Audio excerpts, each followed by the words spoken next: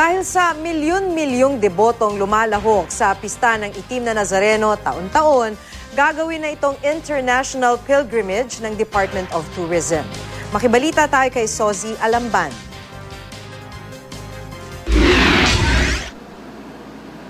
Maagang pumila ang mga deboto ng Itim na Nazareno sa Quirino Grandstand sa Maynila. Simula kaninang madaling araw, inumpisahan na kasi kanina ang pahalik sa puon na dapat ay bukas pa magsisimula. Ayon sa mga otoridad, inagahan ang pagdadala sa puon sa grandstand at ang pahalik para mabigyan ng pagkakataon ang mas maraming debotong makalapit dito. Lahat po kasi ng hinihiling ko, nabibigay naman po niya. Pati mga problema ko nalulutas. May tiwala kami kay Black Nazareno sa tulong niya. Dito kami nabigyan ng biyaya.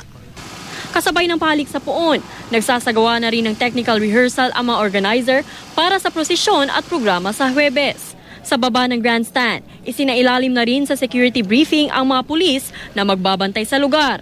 2,800 pulis ang ipakakalat sa Huwebes. 2,000 ring tauhan ng MMDA ang aantabay sa prosesyon. Ginagalugad na rin ng K9 units ang paligid. Bukod sa mga nakaantabay na ambulansya, inihanda na rin ang mga wheelchair na ilalagay sa emergency assistance booth na isi-set up sa lugar. Puspusan na rin ang pagsasaayos sa mga lugar na daraanan ng prosesyon. Taon-taon, maladagat ang milyon-milyong debotong lumalahok sa pista. Ngayong taon, 12 milyong deboto ang inaasahang daragsa. Dahil sa dami ng mga deboto, gagawin na raw ito international pilgrimage ng Department of Tourism, gaya ng paglalakbay sa Mecca at Jerusalem.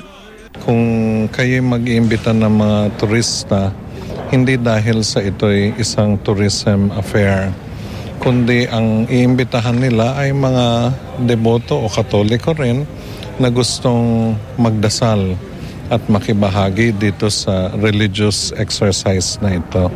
Sozi Alamban, Nagbabalita, Pilipinas.